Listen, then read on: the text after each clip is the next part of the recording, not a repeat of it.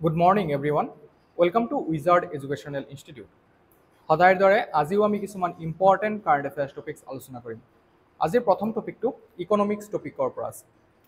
নিউজত আছে S&P upgrades India's rating to BBB after 20 years. GS paper 3 ইকনমিৰ পৰা এই টপিকটো ইম্পৰ্টেণ্ট হয়। Recently, S&P Global Ratings upgraded India's sovereign credit rating from BBB minus to BBB, marking the first upgrade in nearly 2 decades. যোৱা 20 বছৰত S&P প্ৰথমবাৰৰ কাৰণে আমাৰ যেটো ক্ৰেডিট ৰেটিং আছে আগতে BBB মাইনাস আছিলে এটো আপগ্ৰেড কৰিছে BBB লৈ। This move is significant because it not only improves India's image in the global financial markets but also has direct implications on borrowing costs, investment flows and economic credibility. Investor সকলে সদায় এটা কান্ট্ৰিৰ ৰেটিংটো প্ৰথমতে চাই যে এটা দেশ ৰেটিংত কিমান স্থানত আছে। যেনেকৈ আমাৰ ক্ৰেডিট স্কোৰ চেক কৰা হয় লোন দিয়াৰ আগতে এজন ইণ্ডিভিজুৱেলক বেংকে যেতিয়া লোনছ দিয়ে তেতিয়া ক্ৰেডিট স্কোৰটো চাই হয়নে। সিমিলাৰলি যিবিলাক মাল্টিনেশ্যনেল বেংক আছে, ওল্ড বেংক আছে, IMF আছে বা ইনভেষ্টৰসকলে যেতিয়া কিবা এটা কাণ্ট্ৰিত ইনভেষ্ট কৰে তেতিয়া সদায় কাণ্ট্ৰিটোৰ ৰেটিং চাই। চ' আমাৰ এই যিটো ৰেটিং এতিয়া আপগ্ৰেড হৈছে BBB লৈ, যিটো আমাৰ কাৰণে খুবেই ভাল খবৰ। অ'কে, চ' এইটোৱে আমাৰ বৰোয়িং কষ্ট ইম্প্ৰুভ কৰে, ইনভেষ্টমেণ্ট ফ্ল' ইম্প্ৰুভ কৰে এণ্ড ইকনমিক ক্ৰেডিবিলিটিটো বৃদ্ধি কৰে। S&P কি হয়? S&P is a leading international credit rating agency based in US. United Statesত আছে এইটো এটা ৰেটিং এজেঞ্চি হয়। প্ৰতিটো দেশৰ ক্ৰেডিট স্কোৰ ইভালুৱেট কৰে। It evaluates the credit worthiness of countries, companies and financial instruments. Why do credit ratings mean? Credit ratings বুলিলে কি বুঝো আমি? A credit rating is essentially a measure of trustworthiness. কিমান বিশ্বাস কৰিব পাৰি সেই দেশখনক কিমান বিশ্বাস কৰিব পাৰি। How likely a borrower, that is a country or company, এটা কান্ট্ৰিও হ'ব পাৰে কিয়নো দেশেও টকা লগায় বা এটা কোম্পানী হ'ব পাৰে বা ইণ্ডিভিজুৱেলো হ'ব পাৰে, is to repay its debt. যেতিয়া ডেপটো ৰিপে কৰাৰ সময় আহিব তেতিয়া কেনেকুৱা ধৰণৰ সিহঁতৰ মেনেজমেণ্ট স্কিলটো আছে সেই বস্তুটো এই ক্ৰেডিট স্কোৰৰ দ্বাৰা চোৱা হয়। যদি একদম টপ ৰেংকত আছে তে মানে কি সিহঁতে সময়মতে নিজৰ ডেপটো ৰিপে কৰি দিয়ে। High rating like AAA or AA indicate strong repayment ability, low risk. So' ইনভেষ্টৰসকলে একদম কোনো ভয় কৰিব নালাগে, যিখিনি ইনভেষ্টমেণ্ট কৰিব সেইখিনি 100% গতি আহিব। চ' তেনেকুৱা হয় AAA আৰু AA কেটেগৰী। আৰু ল' ৰেটিং যিবিলাক BB বা তাৰ তলত আছে সেইবিলাকত হায়াৰ ৰিস্ক, যে কিবা ইনভেষ্টৰে যেতিয়া লগায় টকা ইনভেষ্ট কৰে বা দেশে ইনভেষ্ট কৰে তেতিয়া কিছুমান কথা সিহঁতে বিবেচনা কৰি ল'ব লাগে মতে, যে মই যে টকাখিনি লগাই আছোঁ সেইখিনি উভতি পামনে নাই। sometimes called junk states, আৰু এই ষ্টেটবোৰক কি বুলি কোৱা হয়? junk state বা junk status provide কৰে, যেনেকৈ junk food. Okay, that's not healthy for our body. Similarly, ইনভেষ্টৰসকলৰ কাৰণেও এই কেটেগৰীত থকা দেশসমূহ জাংক ষ্টেটাছত আছে। When a borrower is a country, the rating is called a sovereign credit rating. আৰু যেতিয়া দেশ এখন নিজে বৰো কৰে তেতিয়া তাক কি কোৱা হয়? sovereign credit rating. কাৰণ ইণ্ডিভিজুৱেল হ'লে আমি ইণ্ডিভিজুৱেল লেভেলত বিচাৰ কৰোঁ, কিন্তু আমি যেতিয়া দেশ এখনৰ কথা কৈ আছোঁ তেতিয়া কি হৈছে? সভৰেইনিটিৰ কথা আহি যায় হয়নে নাই? সভৰেইনিটি যে নিজে ইণ্ডিপেণ্ডেণ্ট, কাৰো তলতীয়া নহয়, আমি পলিটিত যিটো পঢ়োঁ। সিমিলাৰলি আমি ইকনমিক্সতো এই সভৰেইন ক্ৰেডিট ৰেটিঙৰ মিনিংটো একেটাই হয়। It reflects how capable and willing a country's government is to repay its external debt. মানে বাহ্যিক যিবিলাক ডেপ্ট থাকিব সেইবিলাক কিমান সহজে দেশ এটাই ৰিপে কৰিব পাৰে। চ' ইয়াত লিষ্ট এটা দিয়া আছে, আপোনালোকে চাব পাৰে। মেইনলি আমাৰ ওল্ডত যদি চাওঁ ট্ৰাষ্টৱৰ্দি তিনিটা এনেকুৱা কোম্পানী আছে যিয়ে এই ৰেটিংটো ওলাই থাকে। এটা হৈছে ফিচ, এটা হৈছে S&P আৰু এটা হৈছে Moody's. Okay, not Modi, Moody's এটা ইনভেষ্টমেণ্ট কোম্পানী হয়, সিহঁতে ক্ৰেডিট ৰেটিংবোৰ ইভালুৱেট কৰে। AAA একদম ফাৰ্ষ্টত আছে, তাৰপিছত AA1, AA2, AA3, A1, A2, A3, Baa1, Baa2, Baa3। Okay, চ' এনেকৈ গৈ গৈ গৈ গৈ আমি একদম একেবাৰে CA/C/ এনেকৈ আমি পাই থাকোঁ। ঠিক আছে, চ' ইয়াৰ অবজেক্টিভবোৰ ইয়াত উল্লেখ কৰা হৈ আছে। যদি আমি এই কেটেগৰীত পাওঁ তে প্ৰাইম হাই গ্ৰেড কেটেগৰীত ৰখা হয়, আপাৰ মিডিয়াম গ্ৰেডত ৰখা হয় তাৰ তলতবিলাক অলৰাইট এণ্টিটিজ ৰেটেড বাই ক্ৰেডিট এজেঞ্চিজ মেইনলি তিনিটা আছে S&P global ratings Moody's investor service আৰু ফিচ ৰেটিংছ আমাৰ ভাৰতত যদি আমি চাওঁ মেজৰ ক্ৰেডিট ৰেটিং এজেঞ্চি তাৰ ভিতৰত আছে ক্ৰাইচিল যিবিলাক নিউজত আমি পাই থাকোঁ ICRA CARE ratings India ratings and research Brickwork ratings Acuite ratings Infomerics valuation and rating Why credit ratings matter? প্ৰথম কথাটো lower borrowing cost. Government pays less interest on loans. এটো এটা benefit. Global capital access. Corporates to benefit from cheaper overseas loans. Corporate সকলো লাভৱান হয় কোনো এটা দেশৰ পৰা যেতিয়া লোন লয় তেতিয়া সেই দেশৰ যদি ৰেটিংটো ইনক্ৰিজ থাকে যেনেকৈ আমি AAA কেটেগৰীত পাওঁ তেতিয়াহ'লে লোৱাৰ ৰেঞ্জত সিহঁতে পে' কৰিব লাগে আই মিন যিটো cheaper হয় loans to currency strength immediate rupee appreciation and lower bond yields followed the upgrade so লগে লগে কি হৈছে rupee appreciate হৈ যায় ডলাৰৰ তুলনাত আমাৰ ইণ্ডিয়ান ন্যাশনাল rupee যেটো আছে INR হেতু appreciate হয় আৰু strengthen হয় current context S&P raised India's rating from BBB minus to BBB still investment grade but safer আমি অলপখিনি ইমপ্ৰুভ হৈছে যদিও একটা ক্যাটেগৰিতে বি ক্যাটেগৰিতে ৰাখা হৈছে reason cited by S&P কাৰণটো কি ধৰা হৈছে ফিস্কাল কনসলিডেশন ইন্ডিয়াৰ you fiscal deficit from 9.2% in 2020-21 to 4.4% target in 2025-2026 যেটো FRBM এক্ট আছে আমাৰ fiscal responsibility and budget management 2003 তাৰ আন্ডাৰত ভাৰত চৰকাৰক এটা দায়িত্ব দিয়া হৈছে যে ইমান টাৰ্গেট ৰাখিব লাগিব যেটো আমাৰ ফিস্কাল ডেফিসিট আছে সো 2020-21 আপোনালোকে নিশ্চয় মনত আছে তেতিয়া কোভিড পেন্ডেমিকৰ সময় আছিল আৰু তেতিয়া চৰকাৰে বহুত টকা ইনভেস্ট কৰিব লগা হৈছিল বিভিন্ন ধৰণৰ আঁচনি লৈছিলে বিনামূলীয়া চাউল বিনামূলীয়া আটা ইত্যাদিৰ পৰা আৰম্ভ কৰি ফ্ৰী ভ্যাকসিনেশন সো বহুত টকা মানে খৰচ কৰিছিলে যাৰ কাৰণে এই ডেফিসিটৰ পাৰ্সেন্টেজটো এজ কম্পেয়াৰ্ড টু জিডিপি বাঢ়ি গৈছিল 9.2% লৈ যেটো আমি চাও যোৱা 5 বছৰত 4.4% লৈকে কমি আহিছে সো হেতু এটা মুখ্য কাৰণ strong growth despite slowdown India remains fastest growing major economy so আমি বিশ্বৰ ভিতৰত এতিয়া আটাইতকৈ শক্তিশালী অৰ্থনীতি হয় মানে ফাস্টেষ্ট গ্ৰোইং আমি যদি আমাৰ ৰেটবোৰ চাও অলমোস্ট আমি 6% প্লাসত যোৱা 10 বছৰ ধৰি গ্ৰো কৰি আছো চাইনাও আমাৰ তুলনাত বহুত পিছ পৰি আছে এতিয়া কিন্তু এটা কথা মনত ৰাখিব কিন্তু বেস ইয়াৰ লৈ পেলাই কম্পেয়াৰ কৰা হয় ন চাইনা যেহেতু অলৰেডি গ্ৰো কৰিলে বহুতখিনি সো হিয়তৰ বেজৰ তুলনাত এতিয়া যিমানে এতিয়া গ্ৰো কৰক হেতু লো লেভেলতে দেখে কিন্তু আমি হৰুৰ পৰা আৰম্ভ কৰিছো গতিকে আমাৰ লেভেলটো সদায় আপ দেখাই থাকে স্টেবল ইনফ্লেশন যে RBI's management kept headline inflation low যেনেকে ভাৰত চৰকাৰক ফিস্কাল ডেফিসিট টু মেইনটেইন কৰিব দিছিলে সিমিলাৰলি RBI দিছিলে মনিটাৰী পলিসি কমিটি গঠন কৰি দিলে আপোনালোকে ইকোনমিক্সত নিশ্চয় পঢ়ে যে RBI ৰ টাৰ্গেট হৈছে 4% plus minus 2% ইনফ্লেশন টাৰ্গেটত ৰখা যে ইনফ্লেশন টু 4% তকৈ বেছি হ'ব নোৱাৰে আপাৰ বেন্ডটো 6% দিছে plus 2% আৰু লোৱাৰ বেন্ডটো -2 মানে 2% 2 পৰা 6 কিন্তু এক্স্যাক্টলি 4% ত ৰাখিব দায়িত্ব দিয়া হৈছে RBI আৰু RBI হেইমতে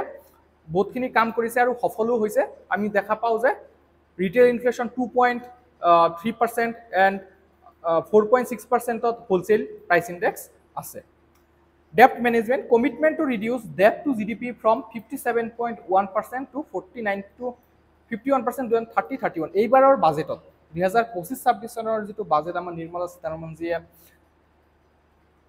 উত্থাপন কৰিছিলে তাত আমাৰ ডেপ টু জিডিপি ৰেশিও 2030-31 লৈকে 49 পৰা 51% লৈকে কমাব বুলি এটা টাৰ্গেট লৈছে Implications and challenges. Immediate impact of the upgrade has already shown positive signals in the market.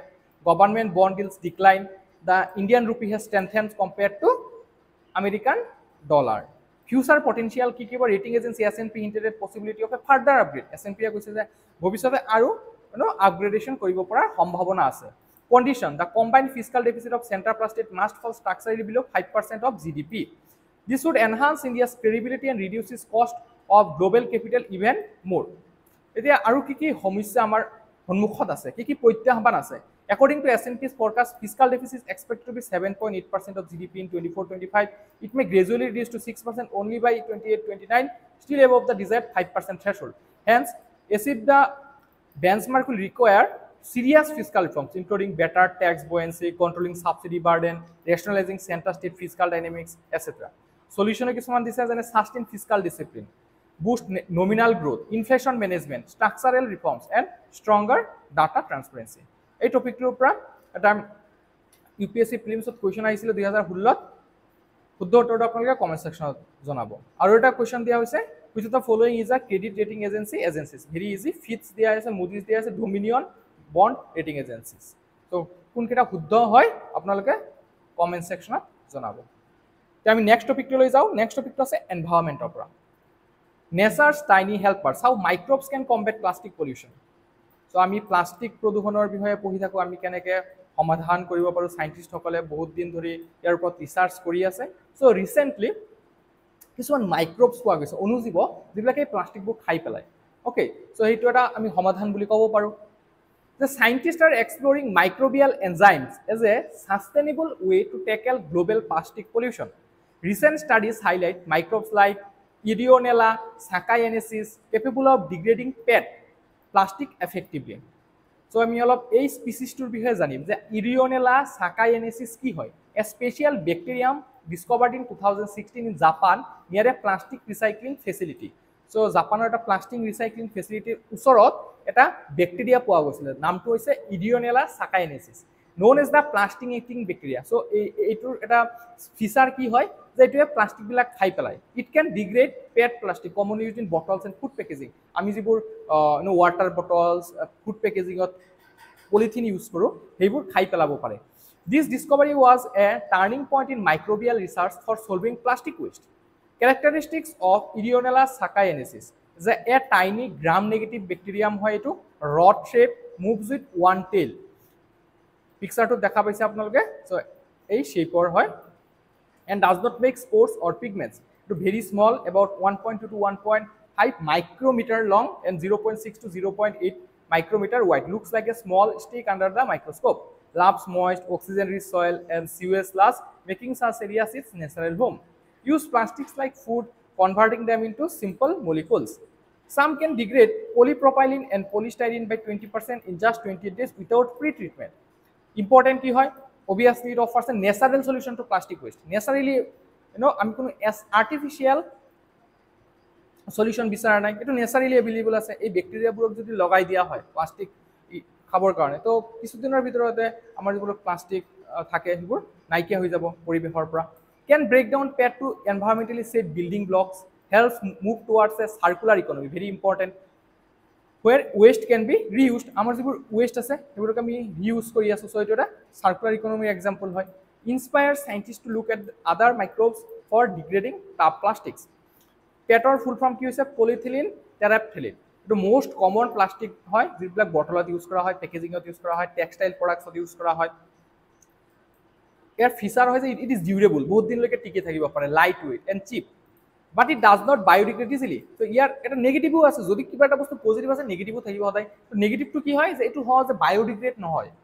Okay, চ' বছৰকে বছৰ ধৰি সেইটো পৰিৱেশত থাকি যাব পাৰে, না সাগৰৰ তলিত গৈ পেলাই জমা হৈ থাকে, ইমান সহজে এইটো হয় নহয়, leading to microplastics that last for centuries. How does Ideonella saccharomyces break down PET? যে এইটো এটা এনজাইম সিক্ৰেট কৰে আৰু এনজাইমটোৱে কি কৰে? এই পেটটো গলাই পেলায়, breaks it into MACT molecules. Okay, so' এইটো এটা কেমিকেল ৰিয়েকশ্যন হয়, এই যিটো ৰিয়েকশ্যন দেখা পাইছে। অ'কে, চ' পেট এইটো হয়, এইটো পেটেজ এটা এনজাইম থাকে, তো MACT-লৈ কনভাৰ্ট হয়। MACTase এটা এনজাইম আছে, এনজাইমৰ দ্বাৰা এইটো এই কম্পাউণ্ডলৈ ৰূপান্তৰিত হয়। চ' এই টপিকটোৰ পৰা প্ৰিলিমছৰ কাৰণে এটা কুৱেশ্যন দিয়া হৈছে, শুদ্ধ উত্তৰটো আপোনালোকে কমেণ্ট ছেকশ্যনত জনাব। নেক্সট টপিকটো এনভাইৰনমেণ্টৰ পৰা আছে। নিউ পাম species identified in south Asia. পাম অইলৰ কাৰণে ইণ্ডোনেছিয়া বিখ্যাত, কিন্তু ইয়াৰ পৰিৱেশৰ লগত কনচিকুৱেঞ্চো দেখা পোৱা যায়। আমাৰ অসমে ৰিচেণ্টলি এইটো পাম খেতি কৰিব বিচাৰিছিলে। চ' আমি চাওঁচোন কি আছে নিউজটোত। ইন হৰ্টাছ মেলাবাৰিকাছ, হেনৰিক ভেন ৰেডি ডেছক্ৰাইব এ পাম cold কাটাউ ইণ্ডেল। A research team from JNT-BGRI, that is Kerala, and Botanical Survey of India, that is based in Kolkata, revisited this plant. They come from Kata Windalis Phoenix sylvestris, native to Kerala and Sri Lanka. So এই যেটো আমি palm tree দেখা পাইছো এটো native হয় কেরালা আৰু Sri Lanka. So আমাৰ এই সাউদাৰ্ন ৰিজিয়নটোত এটো পোৱা যায়। Some earlier species have now been merged under this. Palms found in eastern India like Odisha, Bengal, Gujarat, Rajasthan, Bangladesh, Pakistan are distinct. Name Phoenix Roxburgh Hill after William Roxburgh, father of Indian botany. আমার Indian বটানির কোন father হয় William রক্সবার্গ। Distinct features of Phoenix Roxburghi. They grows 12 to 16 meter tall with a tall solitary trunk, then larger leaves and leaflets than P. sylvestris, musty, scented staminate flowers. Fruits are larger, ovoid and orange yellow. Significance ki hoy ecological role. The Roxburghi dominates Himalayan slopes, stabilizes soil, supports biodiversity and sequesters carbon. Economic value. Its timber is widely used in construction and furniture. So এই যেটো palm tree আছে ইয়ার কাঠ আমি construction কার্যত ব্যবহার করো, furniture বানাতে ব্যবহার করো, resin is tap for turpentine. Other uses, then pine needles serve as fuel, bedding and in local construction. Medicinal importance আছে যেনে resin, bark, needles are used in Ayurveda and Unani traditions. So এইটো বক্তব্য প্ৰিলিমছৰ কাৰণে question এটা দিয়া হৈছে, শুদ্ধ উত্তৰটো কমেন্ট সেকশনত আপোনালোকে জনাব। নেক্সট টপিকটো আমাৰ জিএস পেপাৰ 5 আসাম ৰিলেটেড হয়। ইনভেজিভ plants threaten Assam's riverine islands. A recent study 1999 to 2024 land cover analysis has revealed rapid grassland decline in Assam's Dibru-Saukha National Park, the only habitat for India's feral horses. So আমি নিশ্চয় জানো Dibru-Saukha National Parkত একমাত্ৰ feral horseবোৰ পোৱা যায়। Question আহে যে feral horse কোনটো national পাৰ্কত পোৱা যায়, মনত ৰাখিব Dibru-Saukha National Park। এই Dibru-Saukha National Parkৰ যিবিলাক গ্ৰাছলেণ্ড আছে তো তাত দিনক দিনে ডিক্লাইন হৈ গৈ থকা দেখা পোৱা গৈছে। Threatening grassland biodiversity including Bengal florican, hog deer and swamp grass babbler. Invasive alien species কি হয়? The invasive species are non-native organisms introduced to new environment that harm ecosystem, economies or human health. Basically aliens. Okay, এটা সুন্দৰ পৰিবেশত যেতিয়া বেলেগৰ পৰা কিবা এটা স্পিচিছ আহি পেলাই নিজৰ প্ৰভুত্ব দেখাব বিচাৰে আৰু হাৰ্ম কৰে সেই এনভাইৰনমেন্টৰ, হেতুকে আমি কি বুলি কওঁ ইনভেজিভ এলিয়ান স্পিচিছ। যেনেকৈ আমি পানী মেটেকাটো দেখা পাওঁ যে পানীত যেতিয়া পানী মেটেকা হৈ যায় তো তাৰ দ্বাৰা যিবিলাক একুৱাটিক এনিমেলছ আছে সেইবোৰ হেল্থৰ ওপৰত ইম্পেক্ট কৰে। অক্সিজেন কিমান পৰিমাণে মাছসমূহে বা একুৱাটিক এনিমেলছবোৰে নাপায়। Alright, so basically they compete with the native species. They often outcome native species, outcompete native species and disrupt natural process, causing ecological imbalances. This can be plants, animals, fungi or microbes. Key characteristics of invasive species: a non-native origin or hoy, rapid reproduction koribo pare, lack of predators jar karone etur অতি সোনকালে বাহি বাহি গৈ থাকে। Then ecological tolerance, they can survive in a wide range of conditions. একেবাৰে 0 degree সেলসিয়াছৰ পৰা 100 degree সেলসিয়াছ লৈকে সিহঁতে থাকিব পাৰে। Alter ecosystem dynamics. Current context to decide native plants and invasive species are altering the riverine grassland ecosystem of Assam Dibru-Saukha National Park, the only habitat for India's feral horses. কি চেঞ্জৰ কাৰণে এইটো দেখা পাইছো আমি যে this transformation is driven by recurring Brahmaputra river floods and increasing pressure from human settlements within the park boundaries. Significant habitat loss, যাৰ কাৰণে আমাৰ obviously এইটো habitat loss হবই। Major threats, biodiversity loss হৈছে, forest degradation হৈছে, endangered species, the same poses a serious threat to grassland dependent species, many already globally threatened or endemic to the region's floodplains. So এই অঞ্চলসমূহত যিবিলাক প্ৰজাতি পোৱা যায় সেইবিলাকো endangered বা threatened হৈছে বুলি আমি ক'ব পাৰো। Species highlighted as rapidly decreasing including the Bengal florican, hog deer, swamp grass babbler. So এইকেইটা species basically আমি grassland এৰিয়াত পাওঁ। So এইকেইটাৰ সংখ্যা, এই প্ৰজাতিসমূহৰ সংখ্যা দিনক দিনে কমি গৈছে। Feral horses, the habitat loss directly impacts the park's unique population of 200 feral horses. কি solution দিয়া হৈছে যে controlling invasive species, improve surveillance and increase staffing, relocating forest villages and supporting community based conservation efforts. তো এই টপিকটোৰ পৰা প্ৰিলিমছৰ কাৰণে এটা question দিয়া হৈছে, আপোনালোকে শুদ্ধ উত্তৰটো কমেন্ট সেকশনত জনাব। তো আজিৰ ক্লাছটো ইয়াতে সামৰিছো। Thank U.